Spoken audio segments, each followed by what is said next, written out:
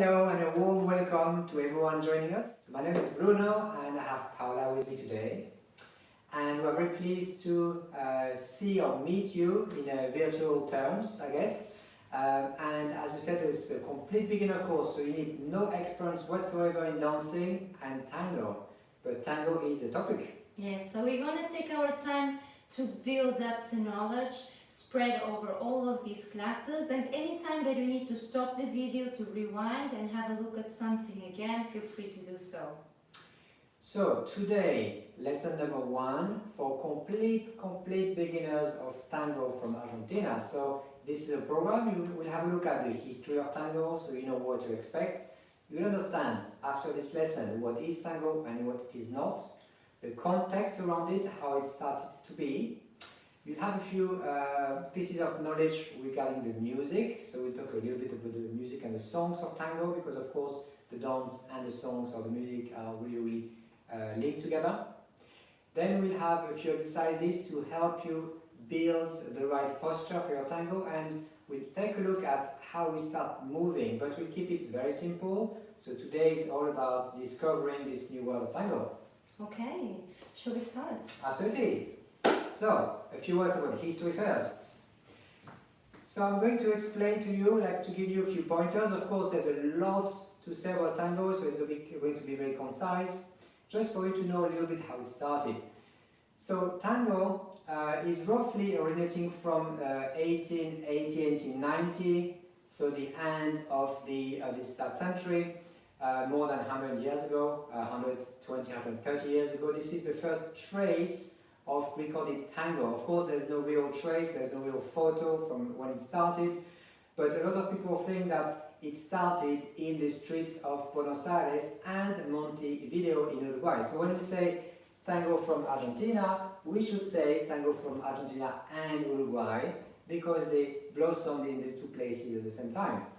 So what happened is, let's take a look at what happened in 1970, 1980, this era of immigration from Europe, when Argentina, namely Buenos Aires, opened its doors to immigration. So lots of people came from the south of Europe. You find a lot of Italians, some French, some Spaniards, a few Germans, going to Argentina in the hope of discovering gold, because around Buenos Aires, Rio de la Plata is the area around Buenos Aires, and the name of the sea, there was a bit of a murky color which people thought was indicative of gold or silver. So lots of people went there, maybe some of them gold diggers or silver diggers perhaps, with the hope of finding a bit of luck and getting very rich, if you like. But that did not materialize. So what we have evidence of from these times is a lot of people coming from these places, mostly men, and often with very limited means, and they found Buenos Aires in dire conditions, so very harsh conditions to arrive to, not many jobs available. So they arrived around the port of Buenos Aires, and most of them started to live in an area around what is called La Boca, the mouth, because of course it's what people were the first port of call, if you like, the first site of Buenos Aires. So these people started to live in some of them in very dire conditions, as I mentioned, but some of them were bringing the instruments. So you have some people with their violin, and they start to play music. And what started to develop quite organically is a new type of music, although a lot of people think that there's also other influences from before 1880 or even 1870, where the bandoneon was starting to be shipped to Argentina. So a lot of different influences, these immigrants, most of them, but also a little bit of cultural influences or local influences. There are also traces of links with African people who actually have been brought to Argentina and around, maybe in Brazil. So all this created this interesting mix, which led to the creation of the tango music. And we actually, of course, will play the tango music, because this is a beautiful piece of music, and you'll see that it's actually very varied and very rich in its nature. So this is the condition, very harsh at first, and of course when people start playing music, it's human nature, people start dancing, right? I'm the same. Are you the same? Yes, definitely. Absolutely, right? When you hear music, you want to move. So, of course, these people were no different, and some of them had no language in common. They would come from very, very remote regions, for example, of Italy, having a dialect, not necessarily Italian, so they had to communicate through music. This is the universal language, if you like. So they started to move, and this is very simply how tango started to be. And also, as I said, there's also some influences from the settlements in the north of Argentina. People started to copy what these people were dancing like, and actually this created a mix of what we would call then the milonga, and eventually merging into tango. So tango is a bit slower, and we'll have a look at milonga versus tango versus vals, so three main languages or main musics of tango, but maybe not today because it will be too much information later in the course. Do not worry, we are not going to overload you with information. So what happened is these people started to dance in the streets very, very simply. Many men, because as I said, there were a lot of them coming from the south of Europe, so they would send the head of the family, if you like, to try to get some money and come back, and that didn't necessarily materialize all the time. So they started to dance maybe amongst men to practice until they were ready, or they felt ready to invite the ladies. So the technique actually created for tango was very organic. You know, think of different men trying a few steps together. Now this is interesting, okay, and this is how it started. So no real plan, no great plan of tango, just like organically, you know, developed in the streets. And as it developed little by little, of course, people who had a little bit more means started to be interested as well, especially when some dancers and musicians started to travel, and the first recorded evidence is around 1912, I believe, when some musicians and dancers started to go to Europe, and they went through Marseille up to Paris. They did a bit of a show in Paris of tango, and it had a quite a success, quite a sensation. And some people started to travel to see, oh, this is interesting, to see what the dancers were like. And of course, when Paris started to be a bit broader in Berlin, in London, in other places, of course in the south as well, including Italy. So this is very, very quickly what happens, and this is when the people who had actually access to more like bigger houses, maybe halls, started to be interested, and this is when the streets dance became a hall dance. They started to dance in a hall with a very nice floor, and you're talking 1910, 1915, so this kind of time.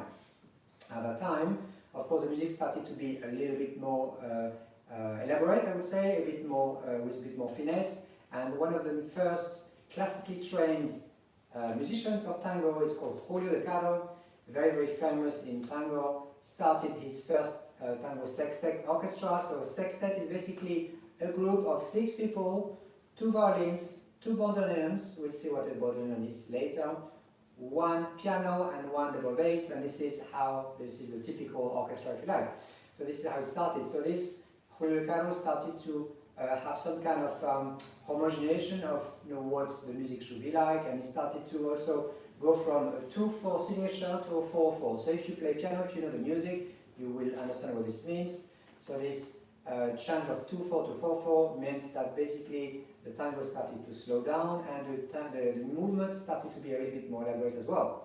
And of course, because people were starting to go into halls, it started to be easier to start pivoting, which would not have been possible in the streets. Remember, on the pavement, not very hard to pivot.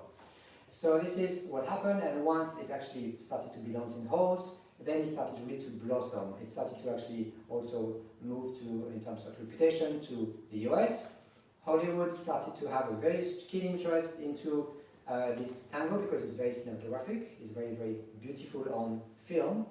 And they had a great contribution in the establishment of tango as it is today, because they started to shoot films. Carlos Gardel, of course, one of the most famous singers of tango, started to also shoot films, and it created this kind of big, big sensation around tango, and this is why we know tango as it is today. So this is very, very interesting history. There's a lot of history about it. Yeah, thank you for enlightening us. Exactly. So, that.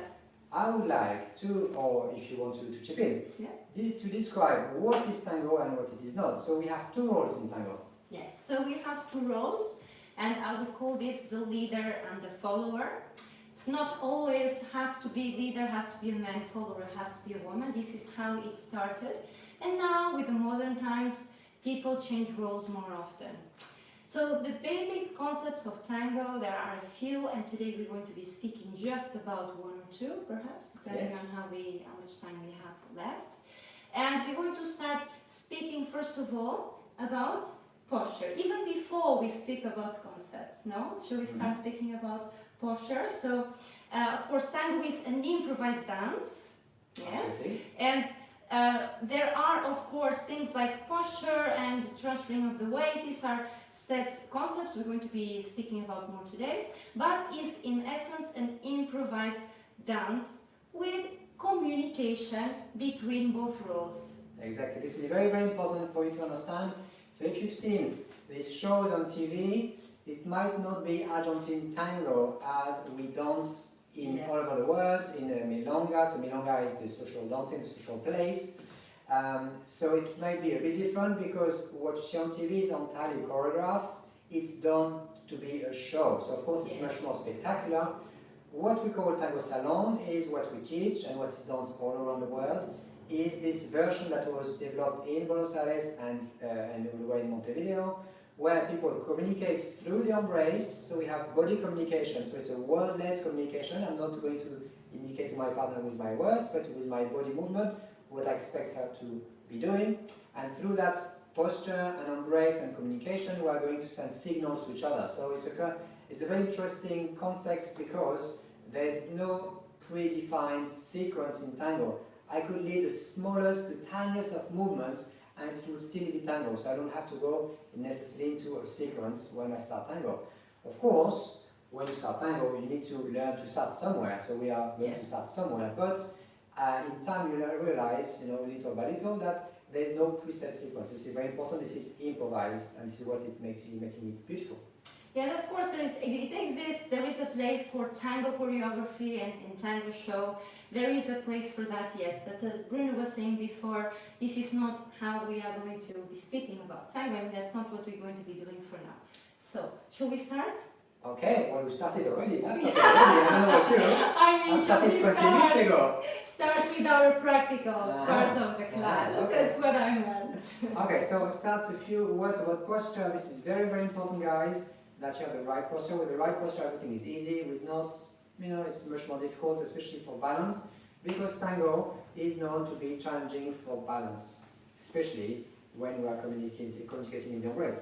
So you start with your feet together, and when we say feet together, we mean feet touching.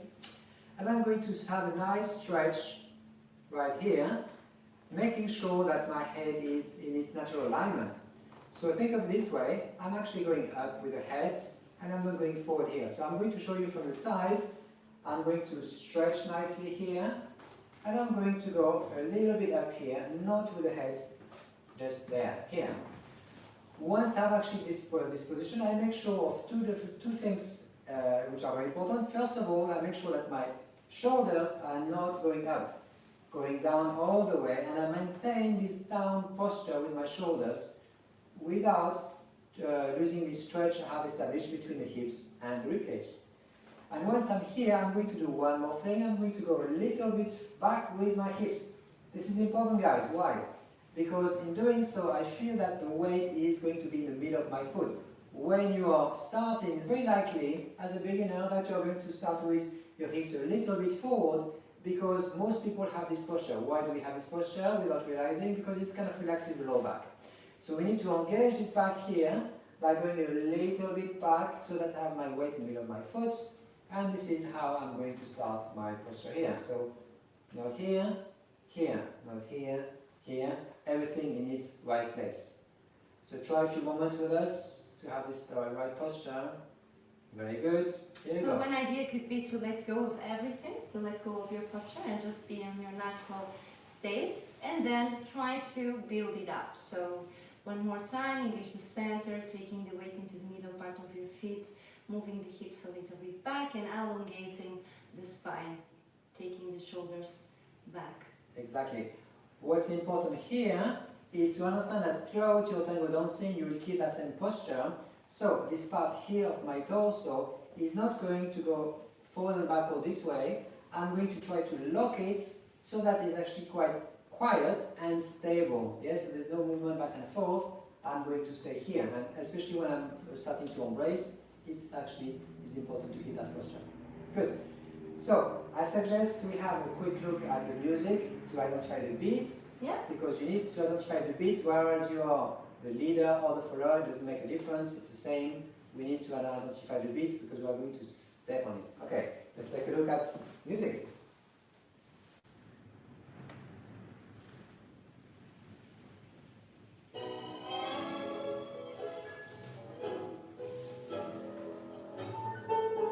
So, Carlos Sarli is the name of the orchestra here.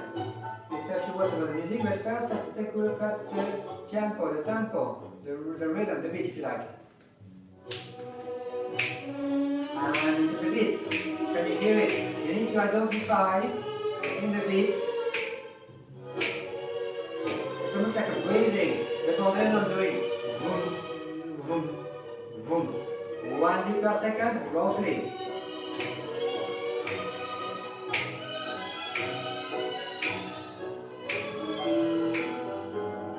Can you identify the beats?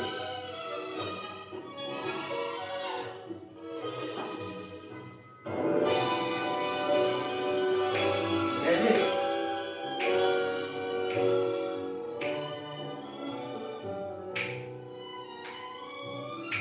Note that sometimes when losing the beats, doesn't matter. Keep it with you.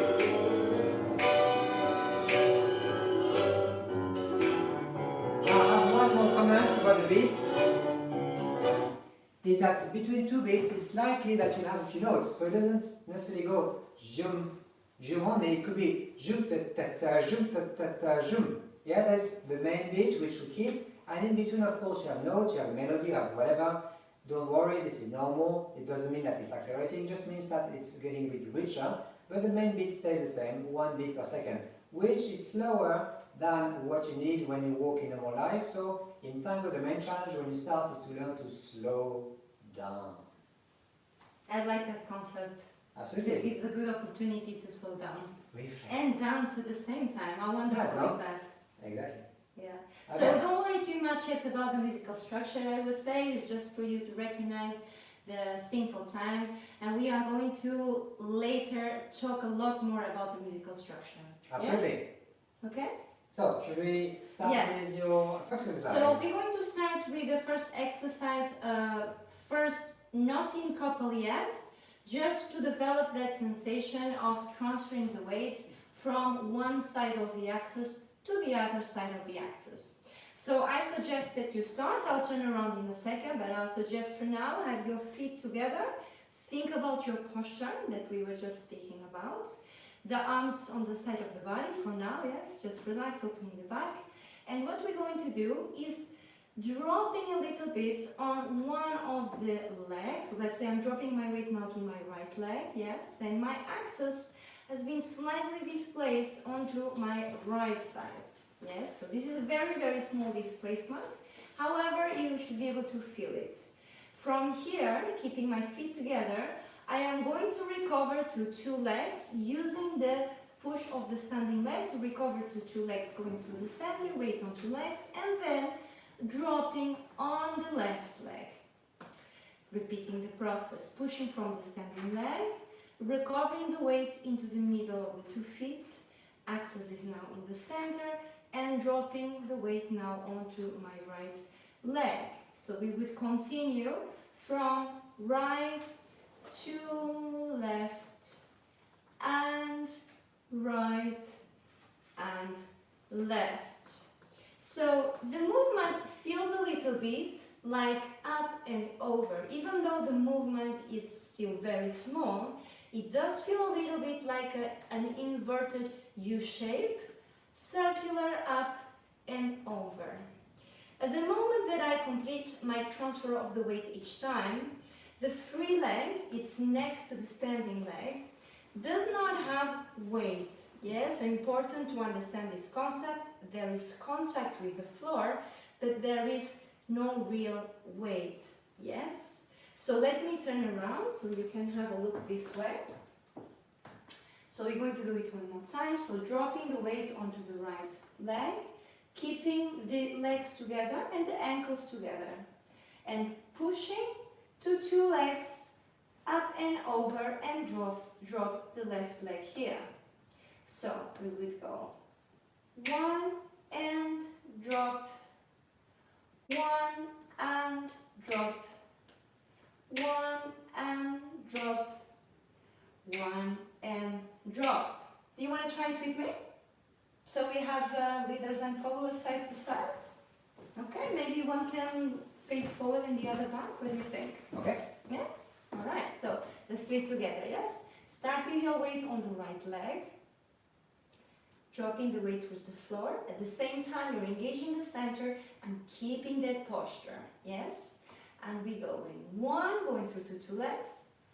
Two, you drop the weight onto the other leg. And one more time. One and two. One and two. One and two. Transfer and drop. Okay, so shall we give you guys the idea how this would work with the music? What do you think? I think it's good. Yes? Yes. Yeah. Let's try. Okay, starting the right leg. One and drop. One and drop. One, drop. One and drop. One and drop. One and drop.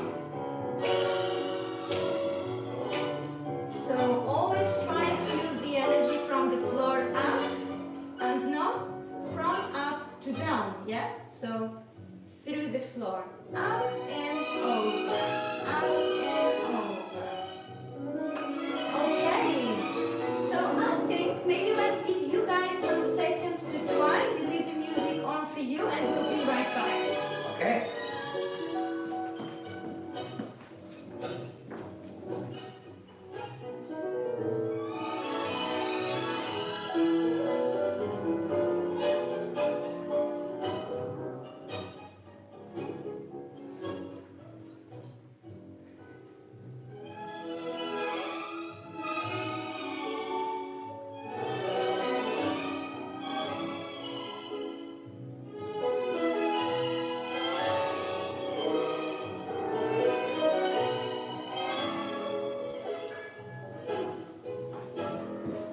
Okay, so let's start this for a second.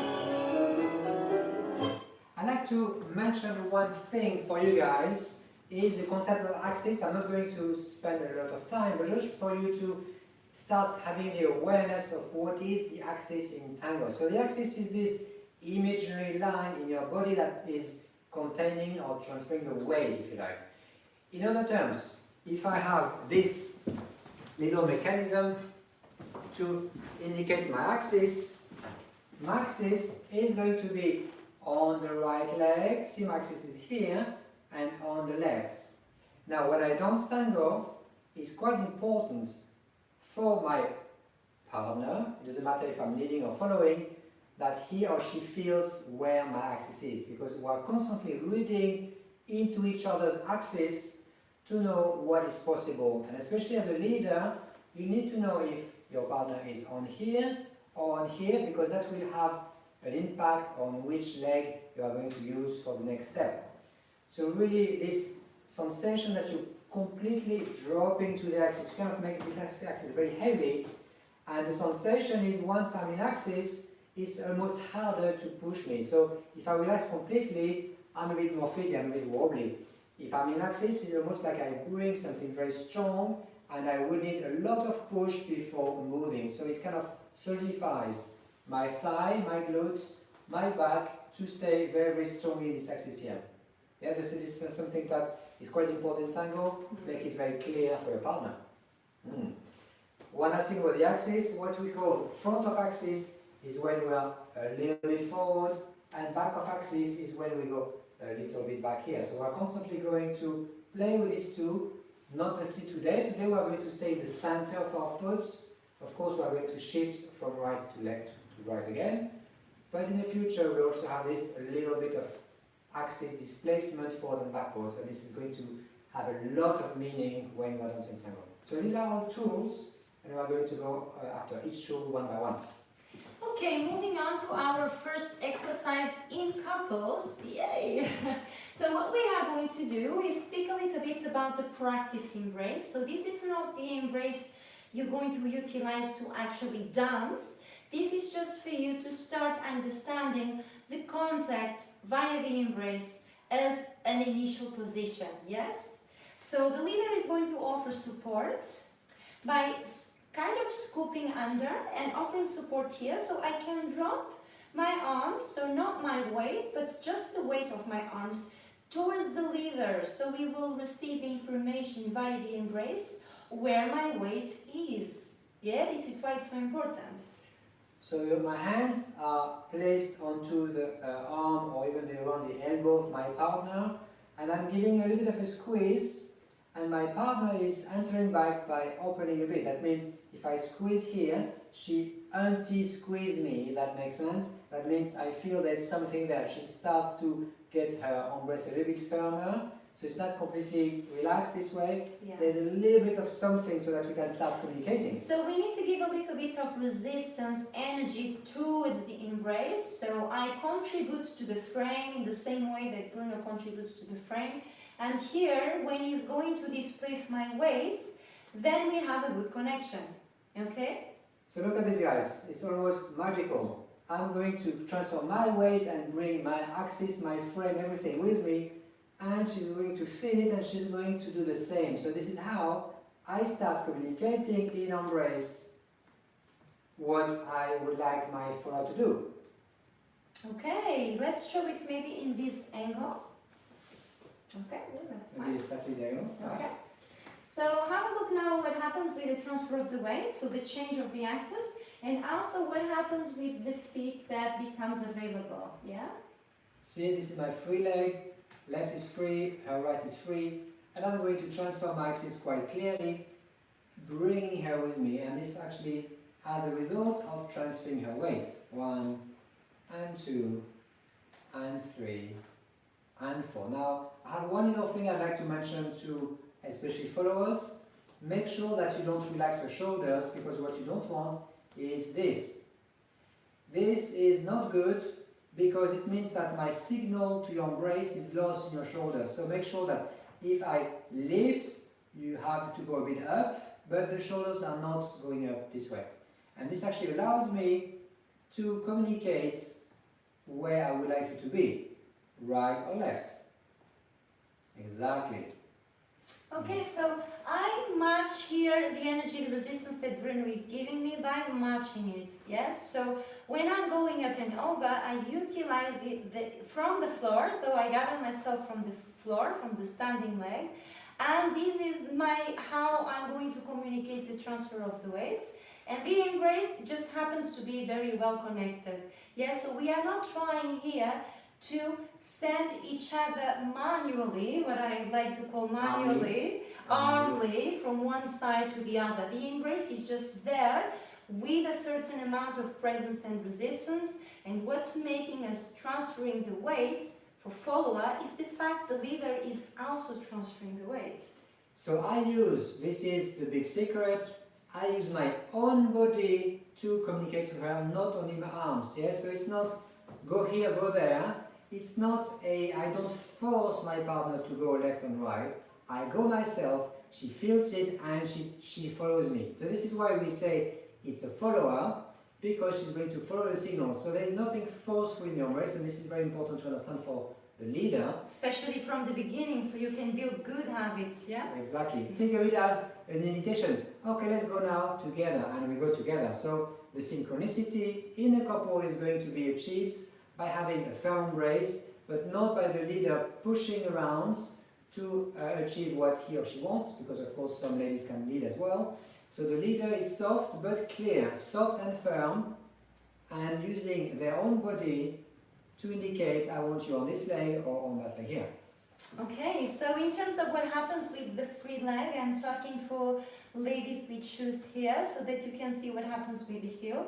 The moment that I transfer and the other foot becomes available, I just drop the intention of the heel towards the floor. So can I just show for a second? So I'm not staying with my feet exactly parallel to each other here, but I'm actually dropping the heel a little bit, yes? So it has like V-shaped position of the free leg, yes? So from here I step and then dropping the heel, keeping the main part of the metatarsus bone in contact with the floor. So that's the big toe joint.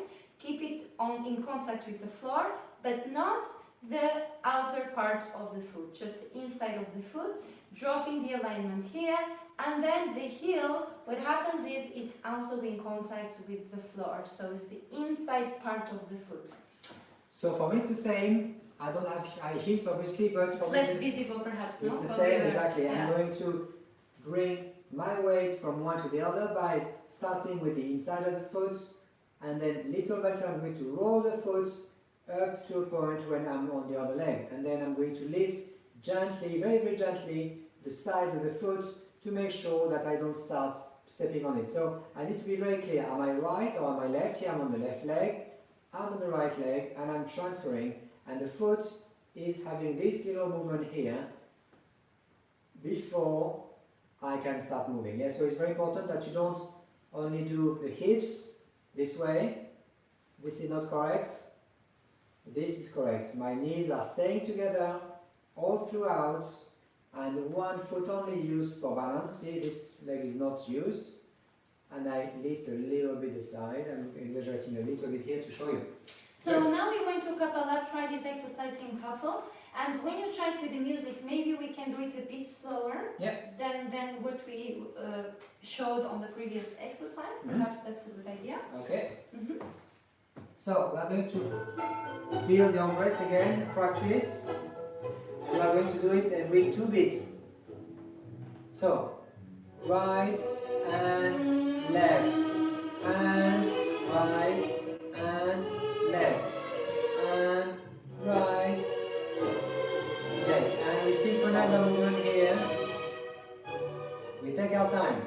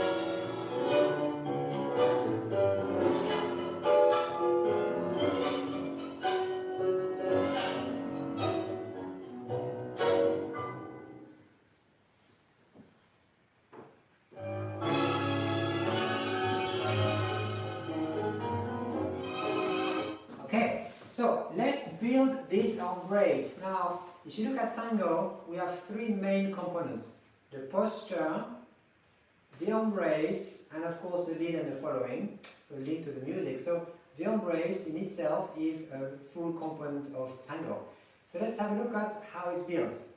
I'm going to start being in this part of the room because I would like you to look at the left part of my embrace, my left arm if you like. When I build the embrace, we are going to start as a complete beginner with an open embrace. You have 3 types of embraces. You have the practice embrace. This is to practice. It makes it a bit easier because you have the same amount of contact on both arms. We have the open embrace and we have the close embrace. Now, as you progress, we suggest you see that you start closing the embrace and see how it feels. Today, let's keep it open. It's a bit easier because it creates a bit more space between you and your partner. So I'm going to start with inviting with my left. So my hand is roughly at the height of my shoulder, not here, not here, just roughly here. And know that my hand is also in between us. It's neither to me or to her, it's there. If you look at the band of my elbow, it's roughly 90 degrees, doesn't have to be very precise. That means it's neither too much to the side or too much inwards here. It's comfortable, my shoulder is down, and I keep this little band at all times. So keep the alignment of the shoulders and the elbows in parallel with the floor, in parallel line with the floor. So we're dropping the elbows here, and that dropping the elbow, it's actually good because it opens the back. Yeah, so we want to avoid going out, so drop the elbow, and by dropping the elbow, the shoulder is also going to go back into its natural alignment. Yes? Now, in terms of how much we communicate with this side, in tango that's always going to depend on the figures that we are doing, of course, but we always need some sort of presence. Yes? So how can we create more presence in this side of the embrace? By sending the energy forward via the shoulder blades. So not via the elbow here or via the hand, but via the back. So in this way, the circularity of the embrace goes all the way around me and all the way around Bruno, and it's not interrupted somewhere in between. Yes? So what it means for me is actually I start feeling my shoulder blade here, and it's almost like I send my entire shoulder forward. But be careful when I say forward, it's not up and forward, it's down and forward here. So you might not have to go very, very far. What you need to start feeling is a little bit of pressure of your partner against you, so you have a tiny bit of firmness, if you like. You don't push like too much, neither too little. There's a certain firmness that you need to find, something that needs to be comfortable for both of you. Now, let's start to see how we close the embrace. The right part of the embrace is going to go under, and I'm going to land my hand onto her shoulder blade here. See, roughly here, not higher, not lower, roughly around here. Now there's a bit of flexibility, but needless to say, don't go too low.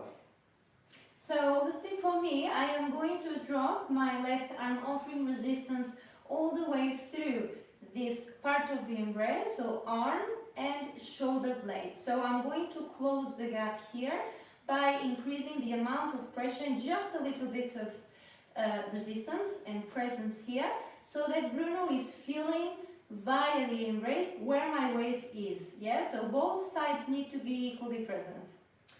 So once I'm here, know that again I'm not going up with my shoulders, I'm keeping my shoulder down, and see we have a bit of space created here because both of us keep the posture that we built at the start, which is hips a little bit back here. This is something that takes a little bit of getting used to.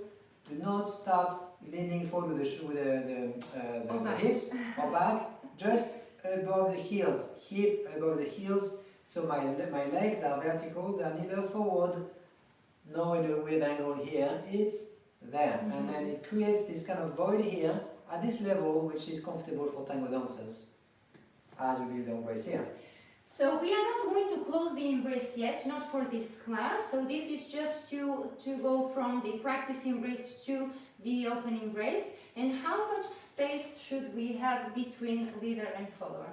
So in the open embrace basically means that there is no contact of the chest between us. It doesn't mean that the open embrace is miles apart. No. It means that basically we have to have the same part of the elbow being comfortable and down. In my experience, it's maybe half a foot. So if you face me here, it's maybe half a foot or maybe two-thirds of a foot is enough. More is too much. If you start going a bit closer, of course, you start closing the embrace and you start establishing chest contact, which is close embrace, which is not wrong, it's different embrace. So I would say that maybe this amount of space between us, let's say a hand at the chest level, at the hip level, is probably enough, not more. So again, I start with the left, I finish with the right here, and I feel that she's pushing me a little bit with her arm, so I can feel some weight onto my right arm as well. Now when I'm here, I make sure that I'm not, maybe I show it here, can you see I'm completely facing her and I'm not this way here. I'm facing exactly where I should be. And I'm going to do exactly what we did earlier, which is a bit of a change of weight, but this time in embrace. So I invite you to join us to change the weight here or here. So one more time, we remind you to utilize the power of the standing leg to go from one drop to the next and not rely on the embrace alone. Yes? 1, 2. See, this communication is good, is synchronized because I'm using my body to go left and right and she answers by doing the same. I'm not pushing her, I'm just taking her with me, which is a big difference in tango. Nothing is forced. I'm inviting my partner to go to the left or to the right. So a little word about anticipation, because even though now, talking for the followers, we know that this is the exercise and we're repeating and we can get into automatic mode.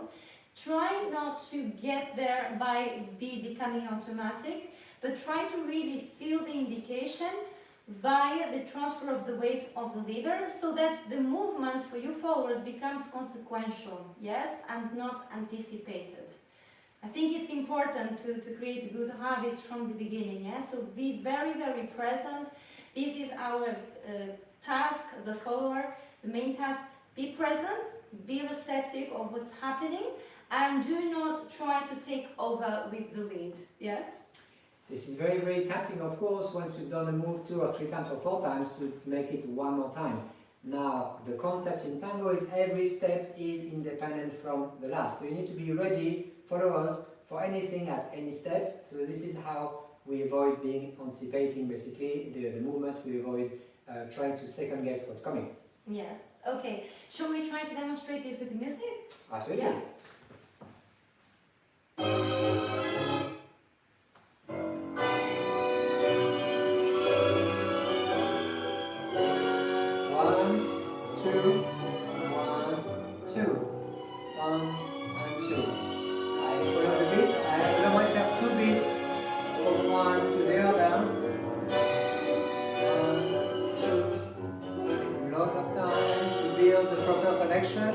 And to communicate in embrace. Now, if this feels easy, you could simply do on the beat. 1, 1, 1. Here I just do one beat to change. 1, 1, 1, 1. Or again, 1, 2, 1, 2. As an exercise, I encourage you guys to change the speed, so you check that your follower is basically following and your signals are clear. 1, 1, 1, and 1. Okay. So have a little try of that, few moments to try. If you need more time, feel free to pause this video. Yeah? Okay.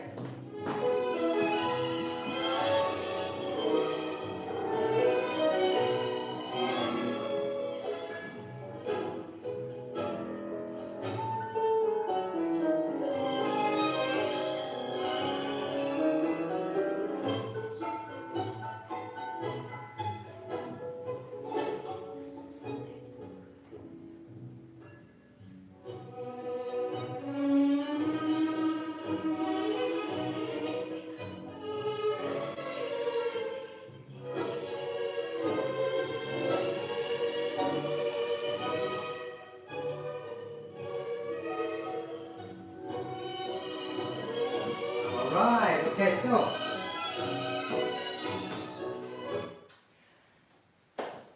this is the end of your first class. So what have you learned today? A bit of context of tango, a tiny bit about the music. Of course, we have to go a little bit more in depth with the music, not today, in the future.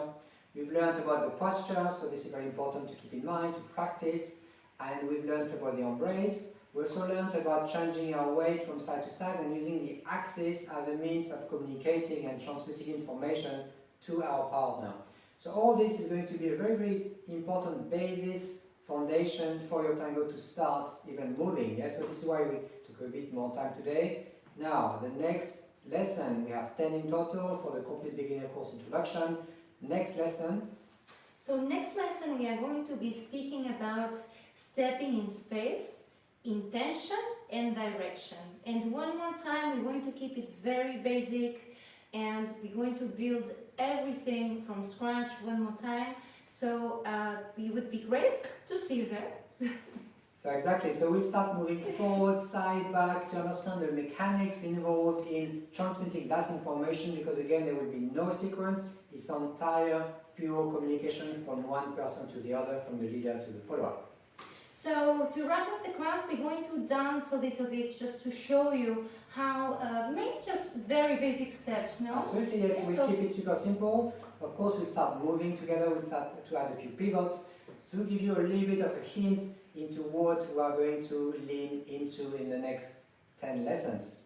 Okay, so let's keep it very basic if it's only about I might do a few other things, you know. Okay, Yeah, so we might throw in a few figures that we not necessarily might use in the next 10 classes, so don't get scared.